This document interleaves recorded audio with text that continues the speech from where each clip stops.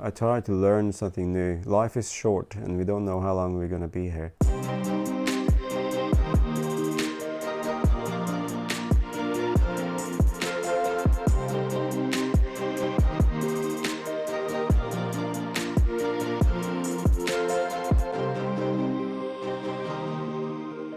Herzlich willkommen bei den b.a.s.e Talks.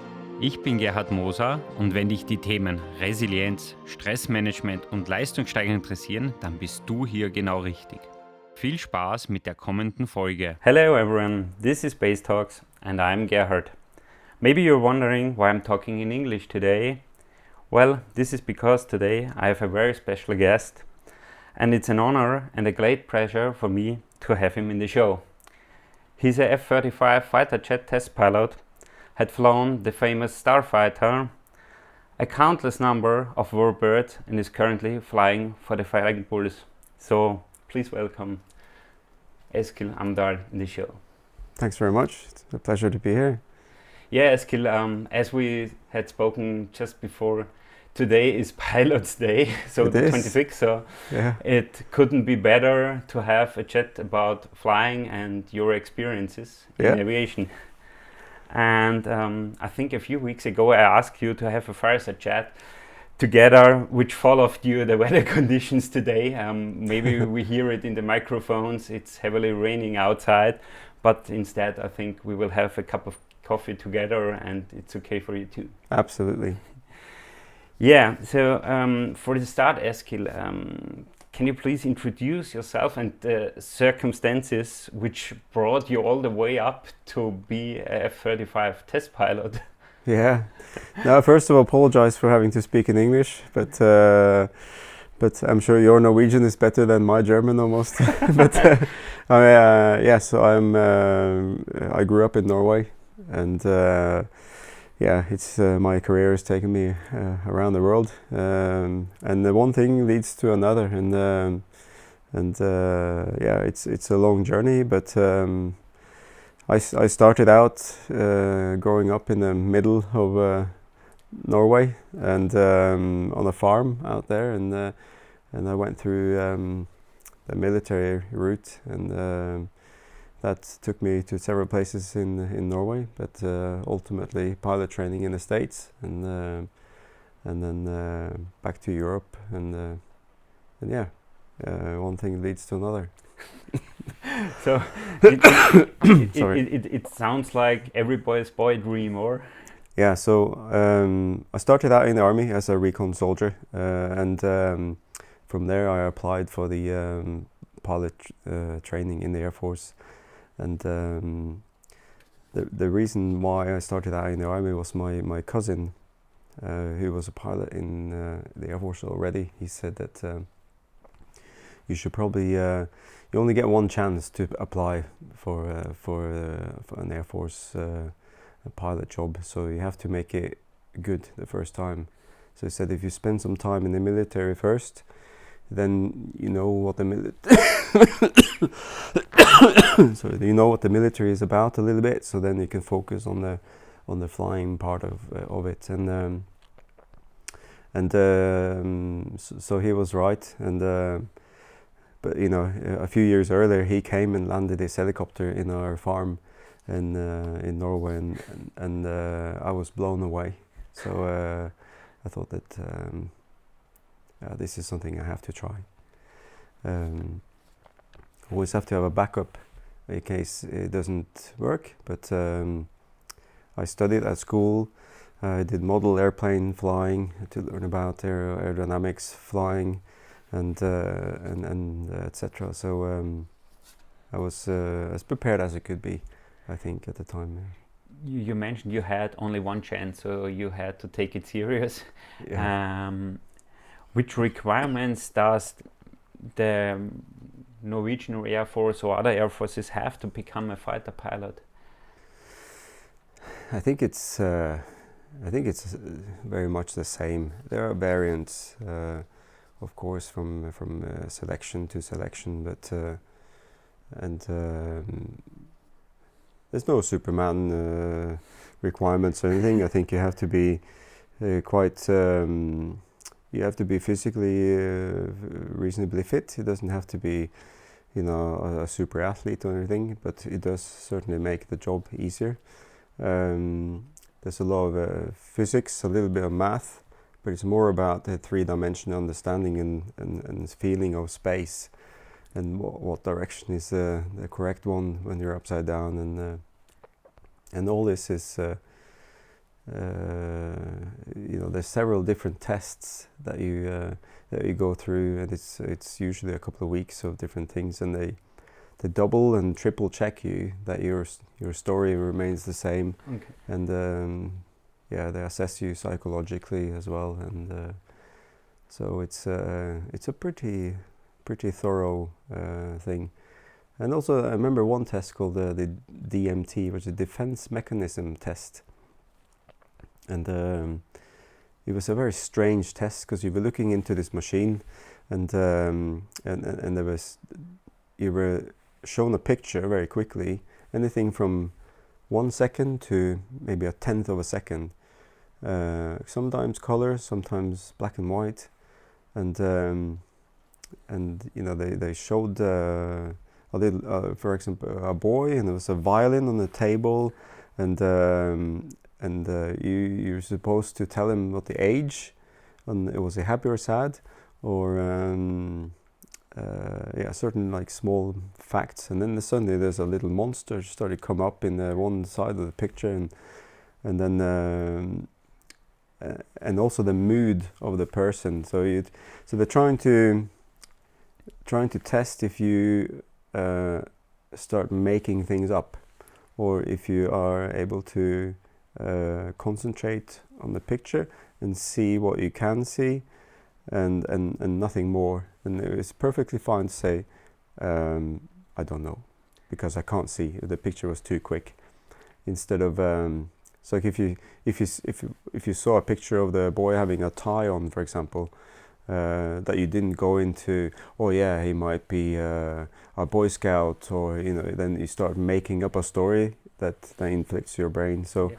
It is to check that you assess the situation for what it is, and you deal with what you know, and not trying to make it anything else than what it is. And I think that's I think it's a pretty good thing, certainly when you fly fighters and, you know, going at 1,000 kilometers per hour or even more, even 2 times that, but that you have to, and you have emergencies and things that you need to deal with in a very quick and rational way. And it's a good test, I think, to make that selection maybe. I remember one test I know from Special Forces. I think that's pretty similar, where you have 2 pictures, and on both is a man and same dress and all that stuff. But in the one picture, he has a gun somewhere hidden, and you see only a small fracture of the grip or something like that, and you have to focus. And in the one picture, he looks angry and has nothing. And in the other picture, I think he looks happy and had this. You see this little fracture from the gun. And you have to see that the happy guy is the bad guy. Exactly. So I think this goes in the same direction. Yeah, I think so. Yeah, makes sense. So yeah, and you mentioned also this. You happen to be Superman or something like else, but I think physical fitness is critical issue to have, or to be mental and physical in good shape. Yeah, absolutely. I think when you move on to, I was lucky to start flying fighters, and physically it's a lot more demanding than flying transport aircraft, for example, and because of the amount of G's that we pull, and certainly before we started flying the F-16, which was my main platform, you sent it to the centrifuge, like, you know, the James Bond movie, and it's a painful thing, but you learn techniques and how to breathe, and also, you know, but there's been a year of pilot training that physical exercise is part of your daily routine and build up, and you know, both, you know, strength, weight training, and also aerobic exercises is important, but it is it's individual also how you tolerate the G's, but you know, we are shown exercises and training towards sustaining it, and it's obviously it's something that you need to do. You mentioned the G-forces. So is there any possibility of conditioning for G-forces? Can you train your body to adapt to that more or less? Yeah, so largely we used large muscles training, you know, a lot of bench or like squats, and try to train the big muscles in your body around the stomach and your thighs, and all these things were, you know, were tightened before you know that you start turning and increasing the G's, and because the brain has about 5 seconds of an oxygen reserve, and if you can't maintain the blood pressure to resupply the brain, you'll fall asleep, or you know, they call it G-lock, G-induced loss of consciousness, and and when you use that 5 second reserve, the body reacts, so it you know, relaxes all the muscles except for the core functioning, so all the hands and thighs and everything, and even the, you know, the neck, so you know, you physically fall asleep, but yeah, so when you wake up again, the problem is that you know, you wake up and you understand that, okay, I'm in an airplane, but even though you are going maybe over the speed of sound towards the ground, it might take you up to 3 minutes to actually physically be able to react to it, and then it's obviously too late. So so it's very, very important, and lots of focus on the training to sustain anti-G maneuvers. Yeah. But normally you talk about positive G's, but what is with negative G's? Have you experienced them too? Yeah, but it's not that something that you really do in the fighters unless you really have to, because it's all the turns and everything that we do is you know, you roll a fighter and then you pull it to where you want it to be. You don't turn it like an airliner or a small aircraft, so it's very different that way. So all these things are positive G. So 99% of the time it's positive G.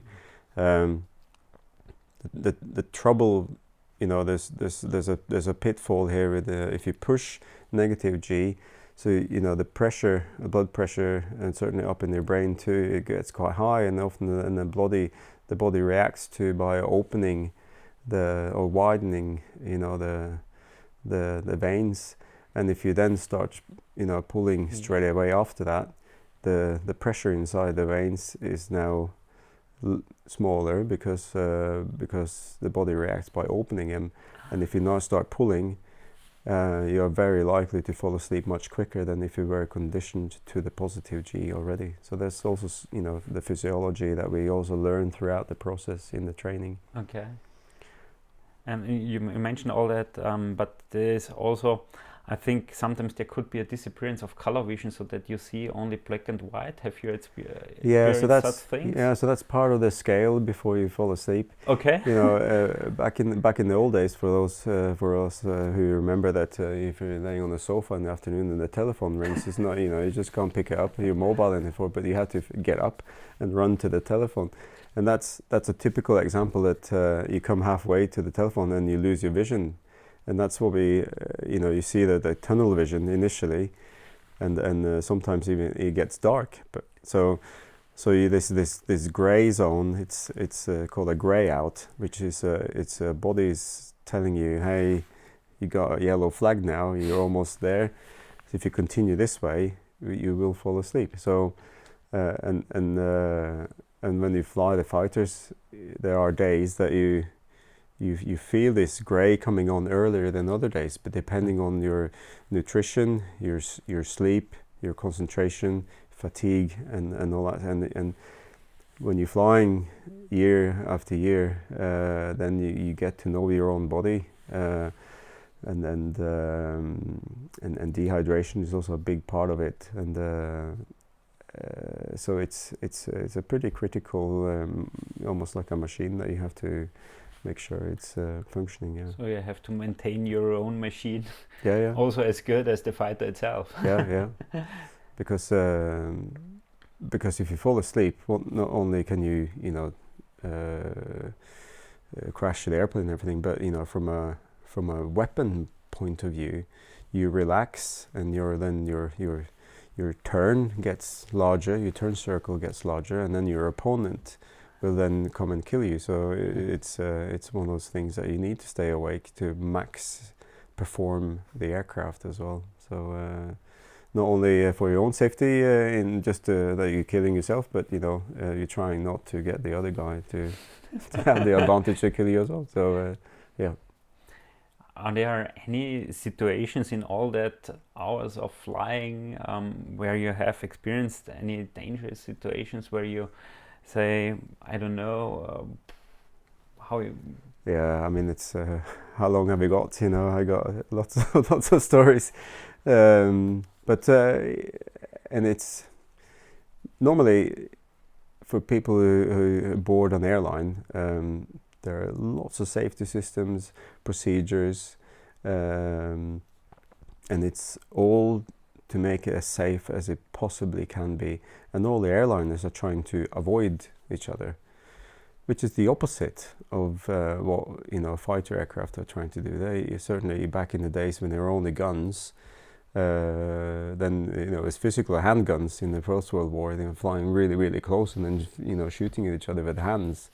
And then it gets to a little machine gun in the front, and even today, modern fighters, like Eurofighter, F-16, F-35, still have guns because of it is a part of the spectrum that you need to have, and then you need to get up and close and personal. So yeah, it is one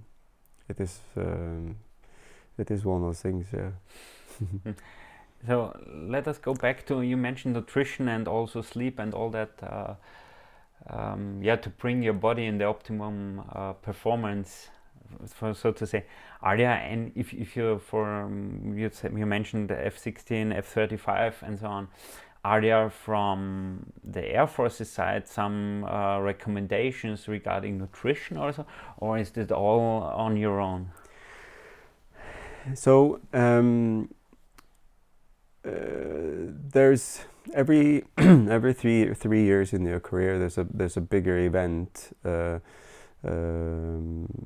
which talks about physiology, all the things that we already mentioned in terms of Gforces and also vertigo and all of these things, because humans were not supposed to be in an airplane to go flying. We were all bound on the ground. We were running after animals with spears and chickens. So and over the years we learn how to cope or to adjust to those things that is a threat to us airborne. So then all these things are remembered and also taught again, so we don't forget them. And a part of that training program is also nutrition. But to be brutally honest, it's very much up to you. And a typical fighter pilot lunch is, from my days, was a cup of coffee or an espresso and a Snickers bar, and off you went again, which is probably the worst you can do, because you're pulling all these G's and you're completely dehydrated because you're sweating so much because you're heavily dressed. Certainly when we flew 200 nautical miles off the sea of Norway, and we know that the waves are so high that the helicopter might not even have a chance to come and get us. The water is 2 degrees maybe, and so we have like wool long johns, you have a flight suit, and then you have a G suit, and then on top of that you have the dry suit, as well. So you're super hot. Sometimes in the winter you even have 2 layers of wool on top of each other. So your motion is restricted, but you have to. So what we call it, you dress to egress. So in case you have to eject, that the plan would be that you would be landing in your dinghy. You're a one-man rubber boat, and survive for a couple of hours at least for the helicopter to come and pick you up, and you have to believe in that. But you get so hot that you're sweating and completely dehydrated even before you start taking off. So that's also, it really affects your G tolerance. So all these things that you have to think of. But if you drink a lot of water, you all know that you have to come out eventually. And as I just mentioned, you have 5 or 6 layers. And to go to the toilet in a fighter aircraft is a big deal. So that's why most pilots don't drink that much water, because they know that if I do that, then I will have to pee, and that is a big procedure. So there is a gap between what you can do or the circumstances with all the layers of trousers you have to wear, and what you should do to feed your body to get in best shape.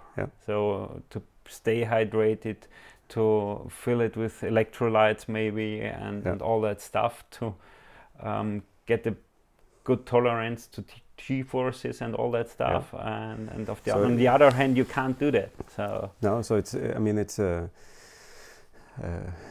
some people are better than others, and it makes a huge difference. If you're well hydrated, had a good night's sleep, and not too many other worries. You focus on the mission, you prepared well and everything, and it makes a big difference. So. But everyday stresses are also for fighter pilots. So mortgages and banks and relationships and wives and kids and all that stuff is also carried as everybody else. They're just nothing different than anybody else. But that you have to look at, if you smoke heavily, you didn't sleep much, only had a coffee and you haven't drunk, and then you skip breakfast because you're handling the children in the kindergarten, and then you need to start at looking, okay, I have 5-6 holes in the Swiss cheese already today. So then you have to be aware of that, and I think after a while, you get to know, as I touched on earlier, that you get to know yourself a bit, and then you maybe take a little bit more easy, because it is critical to stay awake and stay alive. You mentioned it already. The first thing what came in my mind was the Swiss cheese model, as you sum up the stressors, and this is the critical thing. One stressor isn't the problem, but if you sum up one up another, and then you have the whole, and it locks in, and something happens. Yeah, no, it's true, and very much part of that, maybe go back a bit to the defense mechanism test too, that ideally a fighter pilot would fight in the fight, flight, freeze reaction to stress and critical situations, because you cannot have, if you cannot flee the scene. That means you eject, or you can't get away from the cockpit. It's happening. If you freeze, then nothing's done, and you're still going 1,000, 1,500 kilometers an hour, so you travel far in just a few seconds. So you have to be there and fight the situation and make it better, or get yourself away from the problem. So yeah, I think that's it's important, and I think the DMT test kind of certainly takes away some people that would not be inclined to but I think you never know, you know, and how you react, you know, because it's different situations. I've had an elderly lady collapse, and her heart stopped just in front of me in a ticket queue in an airport. So I had to do CPR, but you can see there's a lot of people that you know, they just walk away and no, this is not for me. And but you know, a person is pretty much dying, you know, so you need to do it. And then I've had a lot of situations in my own flying career too. Last one was 18 months ago. It had a massive catastrophic engine failure, and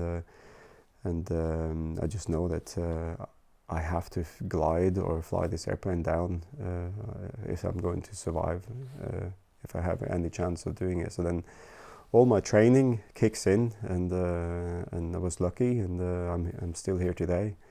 But and I think this being prepared to be more likely to fight the situation instead of fleeing the situation or freezing.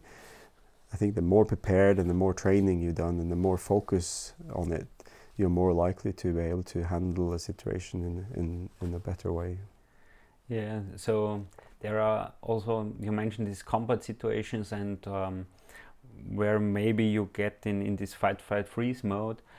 Is there a difference? There are a lot of fighters out there, they are double-seated, twin-seated, I think. And then you have one of the modernest fighter, the F-35, you have flown as a test pilot, which is single-seated. So can you explain a bit the difference, and how do you act as a team together if you have a double-seated, and why is such a modern plane a single-seated one? Yeah, so I guess it's gone around in a loop almost, because in the early days, you know, you started out with just a one pilot, and then you get into the 60s and 70s in airplanes, and you start introducing a lot of sensors, you know, like especially the radar and infrared sensors, and all kind of electromagnetic ways of manipulating and using the spectrum. But these early days, the systems were created by engineers, and ergonometry and cockpit and human vehicle interface and all that stuff was not really a focus item. So then these things were pretty advanced and intensive to operate. So then and some of these fighters were getting faster and faster and faster, you know, supersonic, and you know, all kinds of devices to make them turn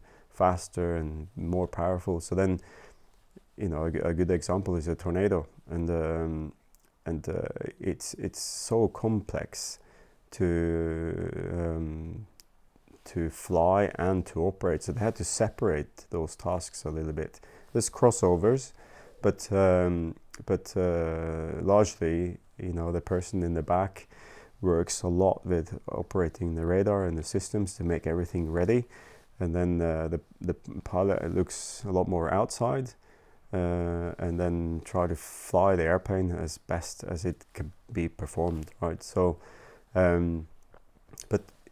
but now, you know, the last, you know, on the latest generations, the like any computer or car, even, you know, if you look at the cars and, you know, electric cars and self-driving cars coming, so a lot of these systems are now made automatic, and sometimes the computers are even better than humans, because it's a binary systems, and you know, there's no judgment.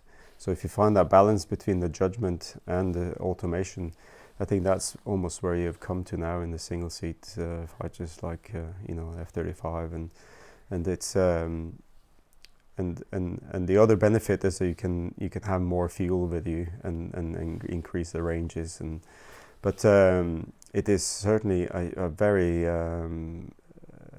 it's difficult, because it's sometimes two persons thinks better than one. Certainly, if you train well together, and you can separate the tasks, and then sometimes you can even discuss situations what do you think about this? And yeah, that's a good point actually, and then you can make better decisions. But and also there's costs involved as well, because you have to make two different versions, one single seat and a two seat, certainly on the Eurofighter, F-16 and some others, but like the F-35 is just one version and everything else is done in the simulator now. Okay, yeah. So yeah. And as you mentioned, the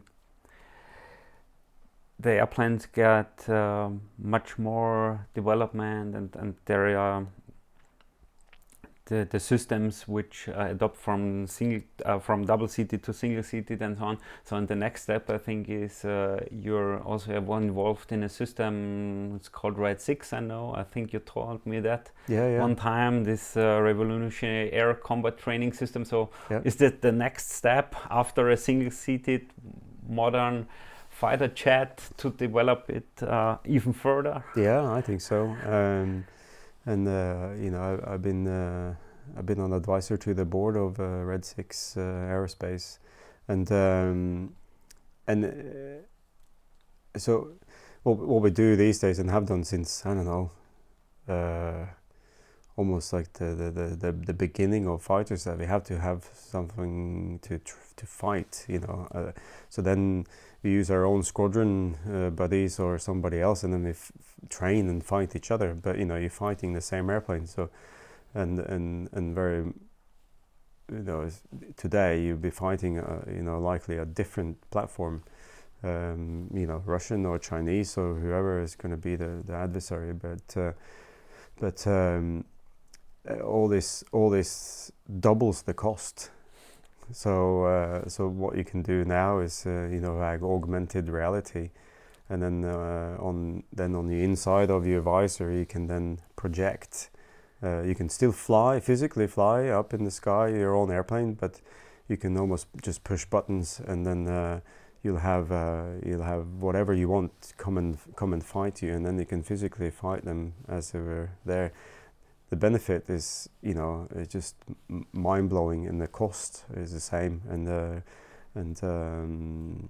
also there's nobody else to hit, because that's also one thing, as we spoke about earlier, that we're all trying to get closer and closer, and because you have to get close to be able to shoot each other down, but if there's nobody there, just by just graphics in your visor, then that's not going to hurt to hit them. So you can test the limit, or you can go further and test out how far can I go without risking anything. Yeah, and also for students, you can replay exactly the same scenario, and then what you did wrong in the first one, you can get a short debrief, and then you change your way in the next one, and see how much difference that made, because a computer can replicate exactly the same procedure every single time. And if you fly against your squadron buddy, you're likely to be a little bit different every time. You cannot fly 100% the same. So and it's an enormous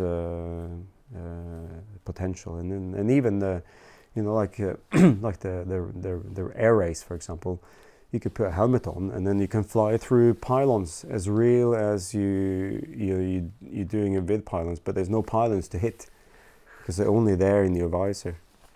Great. Yeah, and you can do it at a safe altitude, for example. You can do it at 1,000 feet, 2,000 feet, instead of at 50 feet. Great. So yeah, it's part of the future for sure. Yeah. When do you think will it be reality? Oh, it already is. Or is already? Yeah, okay, yeah. I've seen it. I've flown it, and that's 2 years ago now. And I know that the software has developed much further already. So it's on its way into modern fighter trainers already in America. Yeah. Oh, great. So yeah, it's coming. Let's go back. You mentioned that situation with the engine failure, I think 18 months ago. How do you personally deal with risk in these extreme situations and with your own stress? What strategies do you have? It's it's very much based on preparation and training, and I'm not as good as I could be in terms of preparing, because it's daily life also comes in the way of allocating maybe enough time to prepare all the time. But this is also an experience over having flown for over 25 years. So then it's I've flown 122, 123 different airplanes, and they're sometimes they're very much the same, and as long as you respect the envelope where you can fly this airplane inside and not go outside, then it should keep you in without trouble. But so a lot of the warbirds and others, they're similar. So then you can get away with less preparation and use your experience. But very much focusing on procedures and also knowing the limits helps you a lot, because then I can focus on everything else and I just know the limits. I don't have to then go into a checklist or sit and use my little brain power to then to figure out how fast can I go again, and to make sure that I stay within the safe bubble. But like this time, it went wrong. I had the engine blew up in a big bang, and there's nothing really I can do about that. So then I just have to, okay, these are the cards I have now, so I just need to deal with it. And an engine that's not working, transform the aircraft into a glider, and that's what I have to do. I just have to glide. But it got so much brake in the front because of the propeller blade being against the wind, so it took a 45-degree dive just to maintain the airspeed. But that's it doesn't bother me. Normally this would be extreme for a lot of pilots, but as a fighter pilot, a 45-degree dive is it's just part of everyday life. Yeah. But I was just surprised that, okay, well, this is what it takes. This is how much. I didn't think it was going to be this much, maybe just even half. But it took so much. But that's what it takes. I wasn't, I hit the ground after 35 seconds. It's quite quick. But all that training, all those years with single engine fighters, and the focus of practicing that the engine quits, being in all kinds of different airplanes, propeller and also the F-16 and the F-35. You practice this all the time, and then you get prepared. And there's also a really, really good book written by Chris Hadfield, a Canadian astronaut. That's an astronaut's guide to life on Earth, and he talks very much. And he's also a fighter pilot, test pilot, before he became an astronaut. And it talks about being prepared, and that's it. You don't have to be able to use it, and hopefully not, but you have to be prepared. And then it's that training and that journey of training that's also beneficial, and making training fun in itself to be ready. And that it frees up capability to handle the situations when it comes. So you mentioned the astronaut's book. Have you ever considered an application for a space mission? No, I'd love to. Of course. It'd be it's the ultimate thing to go out and explore and into space. But it's just fantastic to see what we did, all those years ago, and it's 50 years ago now. We're on the moon, and but it is great that we're moving into more and more people can go out there. But now it's almost just a matter of money now. If you have enough money, you can go up. They just landed yesterday, I guess, the first mission. Except for the Russian and the Soyuz, but they it's I think it's great, and I'd love to, of course. Yeah. And as you mentioned before, so can we say at the end, preparation is key for success? Yeah, absolutely. So, and you mentioned you had flown 122, 123 different planes and fighters and all that crazy stuff. If you remember that, is there a most iconic plane where you say this one was standing out overall, which is so stunning and the experience was so intense? Or Yeah, I think I think maybe the most intense is probably the Starfighter, because it's an iconic aircraft. You know, it's called the Widowmaker, and it has a lot of different things that makes it very, very special. And for me, I built plastic models when I was a child, and the airplane was retired, certainly in Norway, before my time.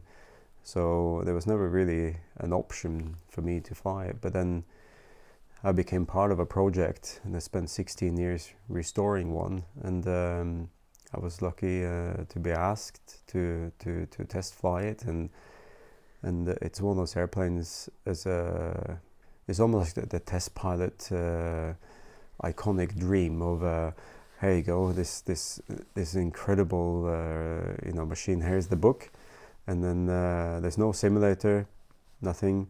So you just have to read the book, ask a lot of questions, and then sit many hours and hours and hours inside the cockpit and imagining the flight, imagining what's normally going to happen, and also what's going to happen if something goes wrong.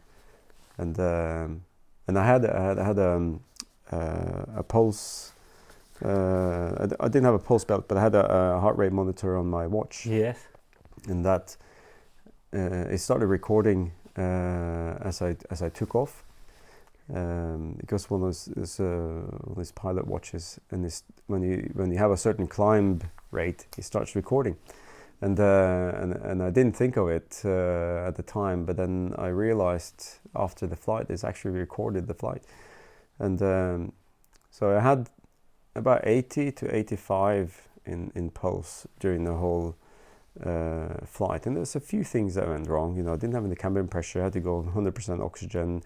And you know, there's quite a lot of things going on, and it's a very fast aircraft, and I've never flown it before. So there's a lot of things, you know, the forces on the stick and the way that it moves, and everything is new, completely new, and it's happening really, really fast.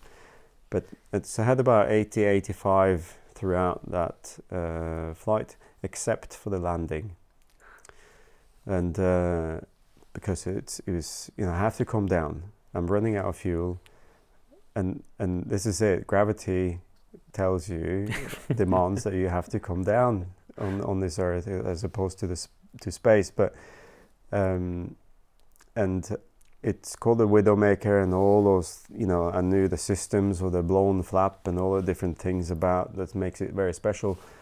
So I was very, very nervous for the landing. And yeah, sure enough, 142, I think, was my pulse on landing. I felt quite calm, but psychologically, the heart was running quite fast. So it's probably one of the best landings I've done in my life. But it tells you, you know, just shows you how focused I was. Yeah. Okay, yeah, so this is, I think, correlates also with some experience we had with this HRV analysis we did the last month too, where we see that your subjective feeling and what is really physically going on in your body are two sides of the medal. So yeah, no, so that, you know, yeah, I'd like to thank you for the insight that is, you know, it's given me as well throughout the time that we had spent together, and it is important, and it's incredible, you know, small little things that you can tweak to make life a lot better, you know, and be prepared for different situations. Yeah, I think it was really a pleasure for me working with you, and I hope we continue that. Absolutely. By the way, what came in my mind, actually, you said at the Starfighter you get a book and say, hey, fly. So there is no training, there is no type rating, anything else. So if we take on the other hand, let's take the other end of the edge, the F-35, for instance, because it's so in all mind, and the modest plane, I think, actually on the planet. Can you give us an idea about the enrollment to this plane? Is it just a 1 month type rating like for another jet, or is it much more complex? No, it's still very complex, of course, and it's fairly easy to fly because you know, they made the flight controls and everything so well, and you know, it's run by computers, and it's made incredibly well. It's just mind-blowingly nice to fly, but it's made so easy to fly. Don't get me wrong, you know, it's quite critical. It's a fast fighter, you know, and it's you know, has a lot of you know, it's like driving a race car. Can you it is. Yeah, I would say so, because there's a lot of different things that go wrong, and there's so many different systems because of the, you know, the stealth, and you know, you're trying to not emit anything, and cooling, and also there's a lot of cooling systems and everything, and you know, if you start losing cooling, and then, you know, temperature rises, and temperature rises exponentially, and so it's a lot of things to then be able to take care of if things go wrong. Now, what the training is more of to fly the airplane, and I think obviously when you fly it the first time, you're on your own because there's no two-seaters or anything. But the simulators has become really, really, really good. Now the simulator is the same price more or less as an airplane, so it is a very expensive simulator. But you know, but they replaces obviously a lot of training. So simulators are fantastic, and there's a lot of missions you can only do in the simulator too, from security point of view.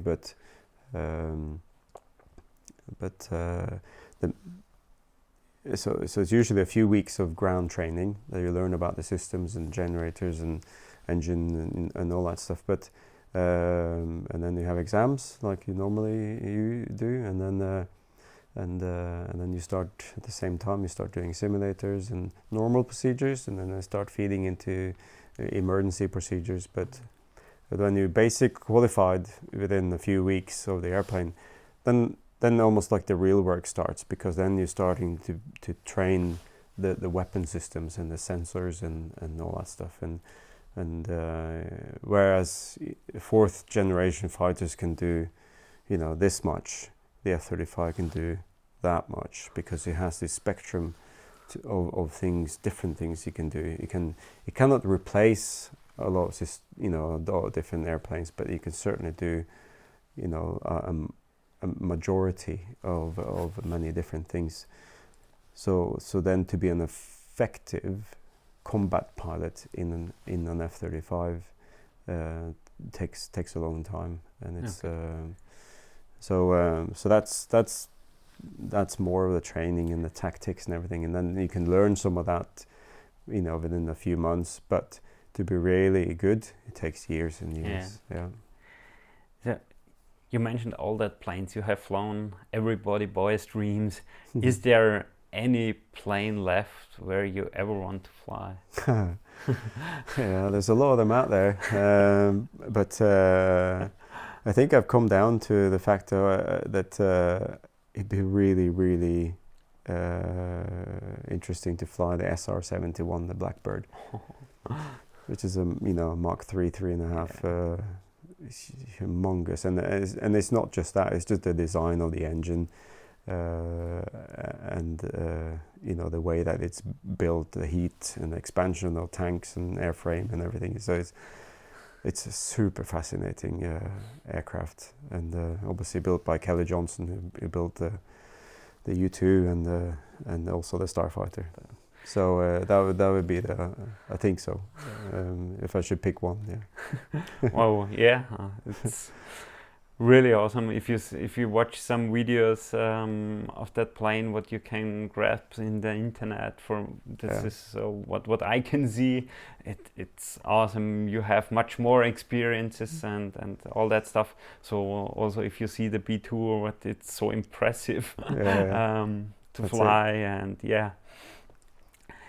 So, and I know you are also involved in a project of your heart, I think, so this Norwegian Spitfire project. Can you give me a short idea of this project and what makes this plane so interesting and so iconic? Yeah, so it started in 2012, which is a few years after I was lucky enough to start flying the warbirds and the Mustang and Norway had a lot of Spitfires during the war. We were part of it, and we had squadrons based in the UK and under the occupation, and there's a lot of obviously a lot of history associated with it. There's a lot of people both flying and maintaining and supporting the operation and everything. And we have two Spitfires in Norway, but they are in museum and they're not flying. So if you look at the UK, for example, there's lots of Spitfires flying, and throughout the rest of the world. And but the airplane liberated our country, and it's an important part of our history. And we think in the Norwegian Spitfire Foundation that the best way of telling the story is to show it physically flying, to hear it, to feel it, to smell it, and so that's what we set out to do. Me and a very good friend, Lars Ness, we set out to the one lunch. We had a coffee and a cake in a cafe and said we have to do this. So we started our foundation, and now we have I don't know, 50, 60 people working around with us. And we operate lots of different airplanes, so it's not just a Spitfire anymore, but it's several aircraft of the Norwegian flying history, both civilian and military. And we have some money raised, so we have a registration, and the body is starting to be built, and but obviously it's a 3 million euro aircraft, but we have found one that we have some parts from, and so we are approved to rebuild that particular airplane. And obviously the airplane comes with lots of different pilots and history and battles and everything. And so this is the story we like to tell, and we like to show it to younger generations. Yeah, so I think this is so a great project, because history or all that stories you cannot see it in a book, or experience is much more intense in each case. Yeah. So to the end. We talked a lot about your career and all your experiences. What do you think, which lessons learned have you taken all over the years and all about this tremendous hours of flying and being airborne? I think what I try to tell my kids is to learn something new every day.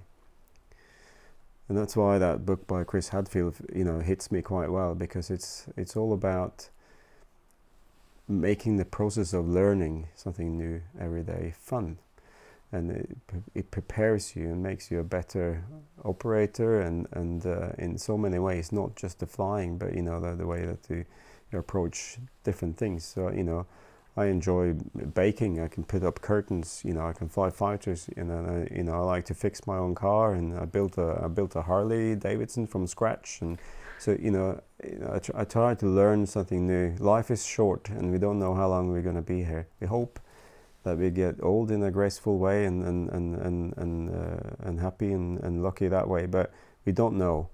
and especially having been really, really close some months ago, I appreciate life and trying to learn and be an inspiration to younger kids, and so that's what I try to do. That has become a little bit of my mission, and that's the path I've taken so far. And you know, they could have done a lot of different other things, and it probably would have made me a lot of money or whatever. But I have moved around the world with my wonderful family, and I've been, you know, very lucky in that way. So try to learn something new every day and be an inspiration, trying to talk to as much people as you can and share experiences. Wonderful, Eskil. Wonderful. And it was a true pleasure for me having you here, and many thanks for this inspiring talk. Likewise, Gerhard. Thank you. Thank you so much, Eskil. And to all of you out there, thanks for being here, and we'll see us in the next one.